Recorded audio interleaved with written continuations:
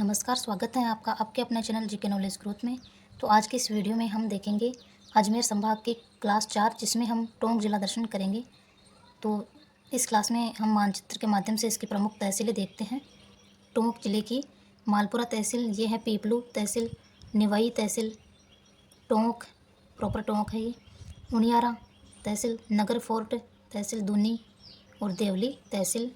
ये यहाँ पर जो है टोडा रायसिंह था पहले, अभी भी है, लेकिन ये अब केकड़ी ज़िले में चला गया है। यहाँ पर जो टोडा रायसिंह था पहले टोंक ज़िले में आता था, किंतु टोंक से अलग करके ये जो टोडा रायसिंह है यहाँ पर इसको केकड़ी ज़िले में मिला दिया गया है।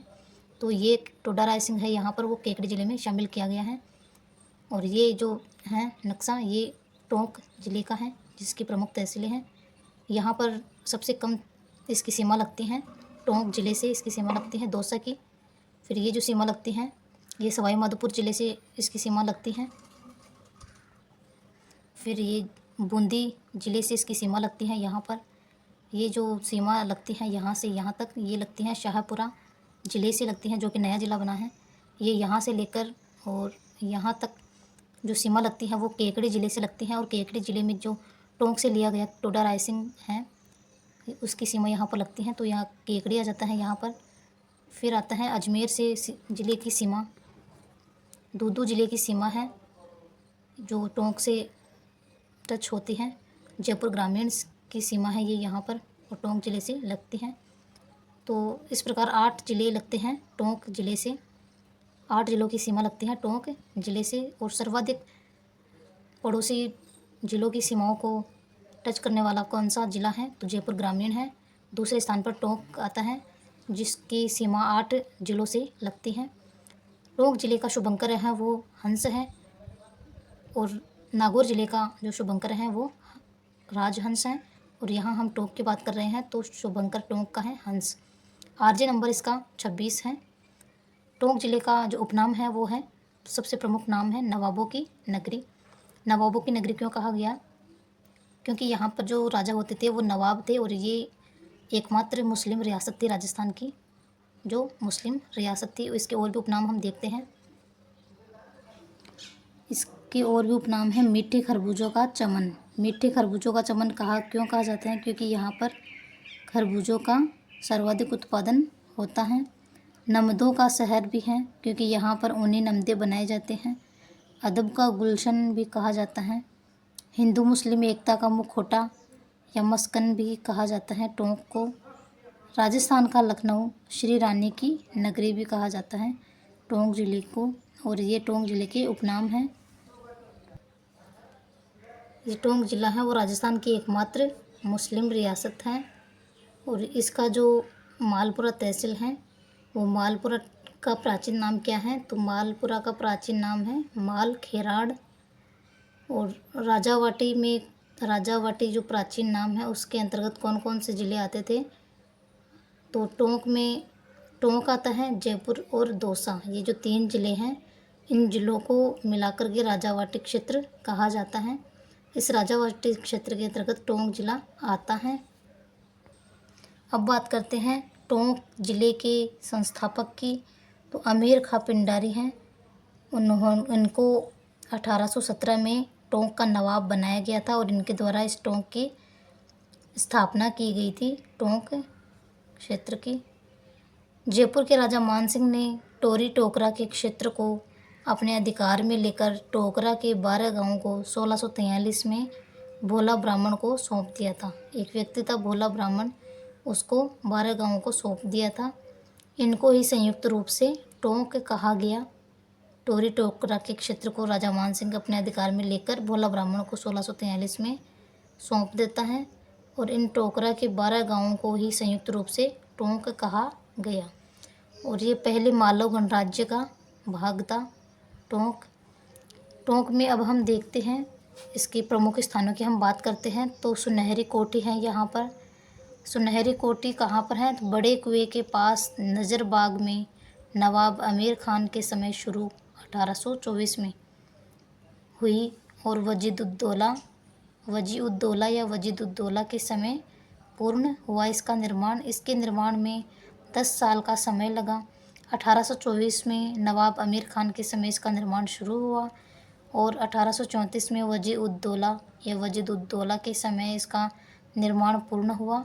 10 साल का समय लगा इसमें और ये सुनहरी कोठी बनी।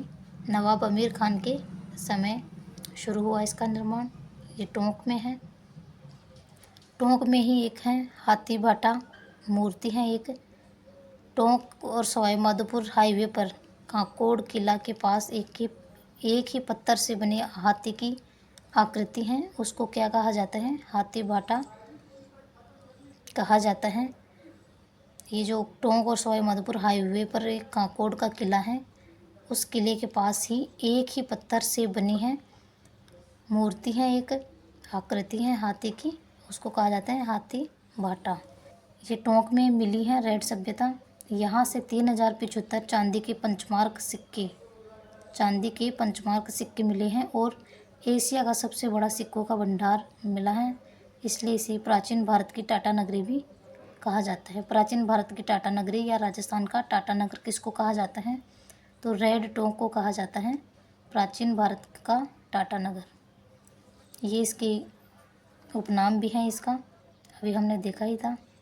अब हम जो देख रहे हैं वनस्थली विद्यापीठ, जिसको शांताबाई शिक्षा कुटीर भी कहा जाता है, जिसकी स्थापना शांताबाई शिक्षा कुटीर के नाम से ही हुई थी।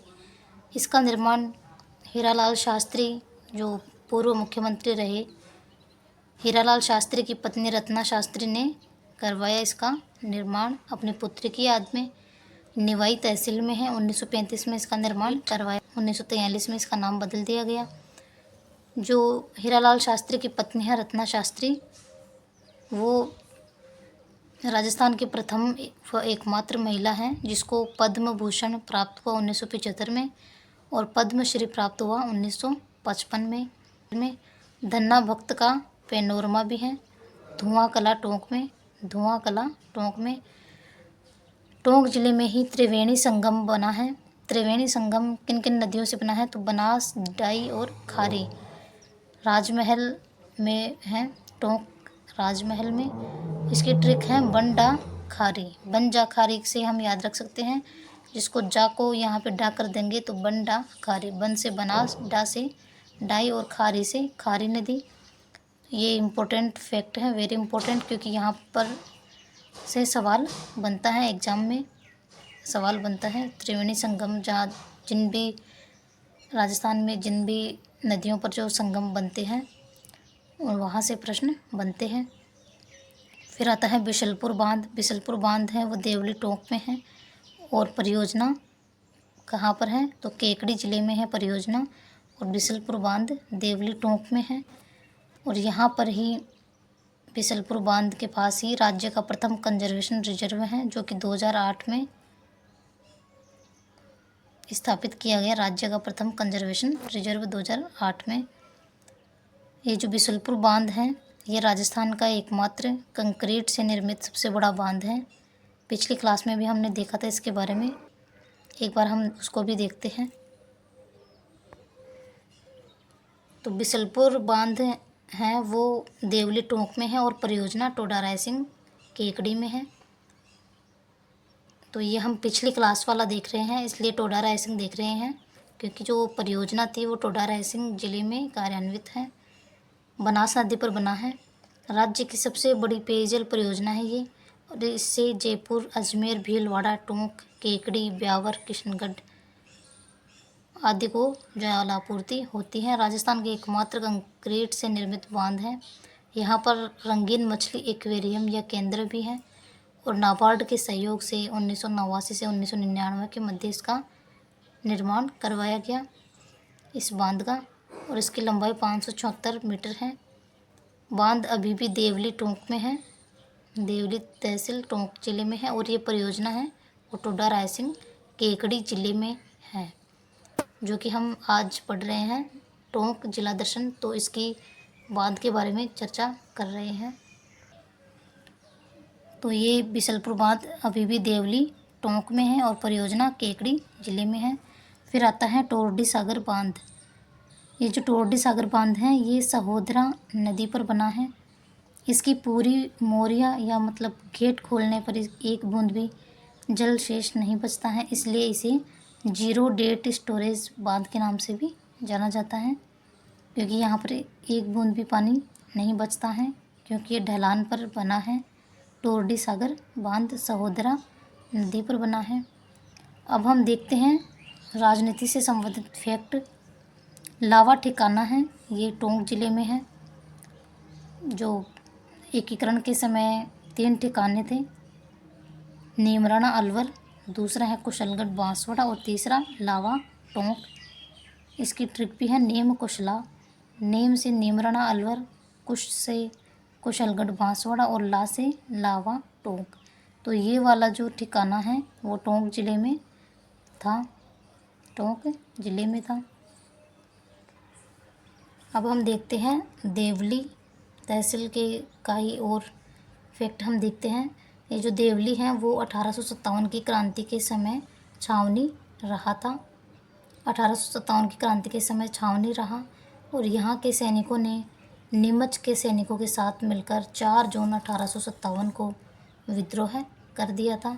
यहाँ पर ही देवली में ही गोकुल लाल असावा का जन्म हुआ। टोंक रियासत को कब मिलाया गया राजस्थान में? राजस्थान संघ, जो राजस्थान एकीकरण के 7 चरण थे उसमें से द्वितीय चरण, पहला चरण तो मत्स्य संघ और दूसरा चरण था राजस्थान संघ या पूर्वी राजस्थान। इस द्वितीय चरण में टोंक रियासत को मिलाया गया। 25 मार्च 1948 को शामिल किया गया। एकीकरण के समय जो शासक थे वो अजीजुद्दौला शासक थे। एकीकरण, राजस्थान एकीकरण के समय टोंक के शासक कौन थे? अजीजुद्दौला। टोंक जिले में ही मौलाना अब्दुल कलाम आज़ाद अरबी फ़ारसी शोध संस्थान है, जिसकी स्थापना 4 दिसंबर 1978 को हुई थी। 4 दिसंबर 1978 को इसकी स्थापना हुई थी। इसको कसरे इल्म के नाम से भी जाना जाता है। यहाँ पर कुरान आवते हैं, आवते कुरान सुरक्षित है यहाँ पर ही। शाहजहाँ के द्वारा लिखवाई गई पुस्तक कुरान कमाल भी यहाँ पर रखी हुई है और औरंगजेब के द्वारा लिखित आलमगीरी कुरान है, आलमगीरी कुरान भी यहाँ पर सुरक्षित है।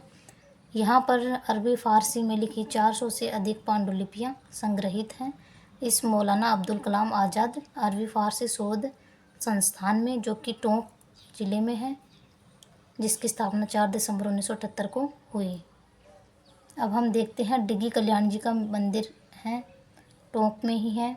भगवान विष्णु को समर्पित है ये मंदिर। यहाँ पर जो मेला लगता है वो भाद्रपद शुक्ल एकादशी को लगता है। मुबारक महल है टोंक में, जिसका निर्माण वजीदुद्दौला के द्वारा करवाया गया और यहाँ पर पहले ऊँट की बलि या कुर्बानी दी जाती थी और इस पर अभी रोक लगी हुई है मुबारक महल में। दड़ा महोत्सव है, वो कपड़े का दड़ा बनाकर खेले जाने वाला खेल है। दड़ा महोत्सव भी टोंक जिले का प्रसिद्ध है। मांडल कला गांव है, मांडव्य ऋषि की तपोभूमि है। ये राजस्थान का मिनी पुष्कर कहा जाता है या राजस्थान की यज्ञ स्थली भी इसको कहा जाता है। प्रश्न में ये आ सकता है एग्जाम में कि राजस्थान का मिनी पुष्कर कौन सा गांव है या राजस्थान की यज्ञ स्थली किसको कहा जाता है? तो मांडल कला गांव टोंक को राजस्थान का मिनी पुष्कर या राजस्थान की यज्ञ स्थली कहा जाता है। भूमगढ़ और अमीरगढ़ ये भी इम्पोर्टेंट है। भूमगढ़, इसका निर्माण 17वीं शताब्दी में भोला ब्राह्मण ने करवाया था। इसका पुनर्निर्माण किसने करवाया?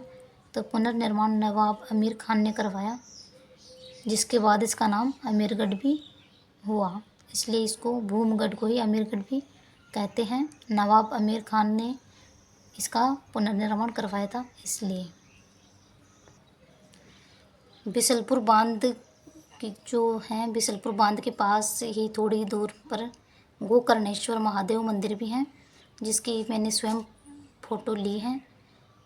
जो यहाँ पर मैं लगा रही हूँ ये मेरी स्वयं की ली हुई फ़ोटो है। इसका निर्माण सवाई जयसिंह द्वारा, जयपुर के राजा सवाई जयसिंह के द्वारा करवाया गया। सिंदड़ा बालाजी का मंदिर भी है टोंक में, सिंदड़ा बालाजी का मंदिर भी है। टोंक जिले की जो मालपुरा तहसील है वो ऊनी नमदे बनाने के लिए प्रसिद्ध है। दामोदर लाल व्यास या दामोदर दास व्यास कर्पूरचंद कुलिस की जन्मस्थली है मालपुरा। केंद्रीय भेड़ एवं ऊन अनुसंधान संस्थान भी अविकानगर मालपुरा में है, जिसकी स्थापना 1962 में हुई। यहीं पर मालपुरा में श्वेतांबर जैन संप्रदाय की ददावाड़ी है। घाटी वाले बालाजी का मंदिर भी है मालपुरा में। घाटी वाले बालाजी का मंदिर। बीड़ी उद्योग भी है मालपुरा में। दड़ा महोत्सव यहाँ के आवा गांव में खेला जाता है। कपड़े का दड़ा बनाकर खेले जाने वाला खेल होता है दड़ा महोत्सव आवा गांव में। टोंक जिले में जो खनिज निकलता है वो है तांबड़ा या गार्नेट निकलता है, जो कि टोंक के राजमहल और जनकपुरा में निकलता है, जहाँ पर इसकी खान है। और टोंक जिले की चार बेत शैली प्रसिद्ध है। पठानी मूल की काव्य प्रधान लोक नाट्य विधा है, जो कि दंगल रूपी होती हैं। इसका प्रारंभ टोंक के नवाब फैजुल्ला खां के समय हुआ और कालांतर में अब्दुल करीम खां और खलीफा करीम खां निहंग द्वारा स्थानीय भाषा में शुरू किया गया। इसमें गायक पात्र डफ बजाता हुआ घुटनों के बल खड़े होकर अपनी बात गाकर प्रस्तुत करता है। चार बेत शैली में ये लोकनाट्य शैली है, चार बेत शैली, जो कि टोंक में प्रसिद्ध है। फिर आता है उनियारा चित्रकला शैली। उनियारा चित्रकला शैली है वो ढूंढाड़ राजस्थानी चित्रकला की जो ढूंढाड़ स्कूल है, वो ढूंढाड़ स्कूल की उपशैली है उनियारा चित्रकला शैली। इस पर बूंदी शैली का प्रभाव पड़ा। और इस उनियारा चित्र शैली का विकास कब हुआ? तो नरोका सरदार संग्राम सिंह के समय इसका विकास हुआ। उनियारा चित्र शैली के प्रमुख चित्रकार हैं काशीराम, राम लखन, मीर बख्श और भीमा। ये जो मीर बख्श हैं, मीर बख्श द्वारा बनाया गया राम, सीता, लक्ष्मण और हनुमान का जो चित्र है वो इस चित्र शैली का सर्वश्रेष्ठ चित्र है। इब्राहिम अली खां हैं, वो 1867 में अल्पायु में टोंक के नवाब बने और इनका जो शासनकाल है वो टोंक का स्वर्ण युग या स्वर्णकाल कहा जाता है। टोंक का स्वर्ण युग या स्वर्णकाल कब कहा गया? तो इब्राहिम अली खां का शासनकाल टोंक का स्वर्ण युग या स्वर्णकाल कहा गया। रानीपुर आखेट निषिद्ध क्षेत्र कहाँ पर है? तो रानीपुर आखेट निषिद्ध क्षेत्र भी यहाँ पर काला हिरण, चिंकारा और वन्य जीव पाए जाते हैं। बनास नदी है वो भी टोंक जिले में बहती है। टोंक जिले को दो बराबर भागों में बांटती है और सर्पिलाकार रूप में प्रवाहित होती है बनास नदी टोंक जिले में। और ये मालपुरा करौली का मैदान भी है टोंक जिले में। मालपुरा टोंक से करौली के मध्य बनास और बाणगंगा नदियों के मध्य स्थित दोआब प्रदेश है, वो मालपुरा करौली का मैदान कहलाता है। मालपुरा टोंक से करौली के मध्य बनास और बाणगंगा नदियों के मध्य स्थित दोआब का मतलब है दो नदियों का क्षेत्र, दो नदियों से बना क्षेत्र। तो बनास और बाणगंगा नदियों के मध्य दोआब प्रदेश को मालपुरा करौली का मैदान कहा जाता है। और इस मैदान को एएम हेरोन ने तृतीय पेनिप्लेन की संज्ञा दी है। किसकी संज्ञा दी है? तृतीय पेनिप्लेन की संज्ञा दी है मालपुरा करौली के मैदान को। अब हम जो प्रश्न के रूप में देखेंगे दो चार फैक्ट। जीजीडी वाले सर जो गौरव सिंह घाणेराव सर हैं, गौरव ज्ञान धारा चैनल वाले गौरव सिंह घाणेराव सर, उनकी बुक में से प्रश्न लिए हुए हैं। बहुत ही शानदार प्रश्न है, यहाँ से प्रश्न एग्ज़ाम में बन सकते हैं। और ये जो जिला दर्शन की क्लासें हैं वो भी जीजीडी वाले सर गौरव सिंह घाणेराव सर के जो चैनल हैं गौरव ज्ञान धारा, उस पर जो क्लासेज आती हैं और उनकी बुक्स में से ही नोट्स बनाए जाते हैं। और इसके अलावा और भी क्लासेज लेकर इस क्लास में फैक्ट जोड़े जाते हैं, तब जाके ये क्लास बनती है। तो प्रश्न देखते हैं हम 3-4। क्लास के अंत में हम देखते हैं जो मालव नगर और करकोटा नगर किसे कहा जाता था? तो नगर टोंक को कहा जाता था। जो नगर फोर्ट हैं टोंक जिले में, मालव नगर और करकोटा नगर किसे कहा जाता था? तो नगर टोंक को कहा जाता है। मालव गणराज्य की राजधानी तो नगर टोंक था। मालव गणराज्य की राजधानी नगर टोंक था। देवी दुर्गा और 3 फणधारी नाग का अंकन कहाँ से मिला है? देवी दुर्गा और 3 फणधारी नाग का अंकन कहाँ से मिला है? तो नगर टोंक से मिला है। कमल धारण किए हुए लक्ष्मी की खड़ी प्रतिमा कहाँ से मिली है? तो नगर टोंक से ही मिली है। कमल धारण किए हुए लक्ष्मी की खड़ी प्रतिमा मिली है नगर टोंक से। तो ये महत्वपूर्ण प्रश्न है क्लास के अंत में। आज की क्लास में बस इतना ही। मिलते हैं अगली क्लास में अगले जिला दर्शन के साथ। तब तक के लिए धन्यवाद। क्लास पसंद आई हो तो प्लीज़ वीडियो को लाइक कीजिए, शेयर कीजिए और चैनल पर नए हो तो चैनल को सब्सक्राइब कीजिए। Thank you.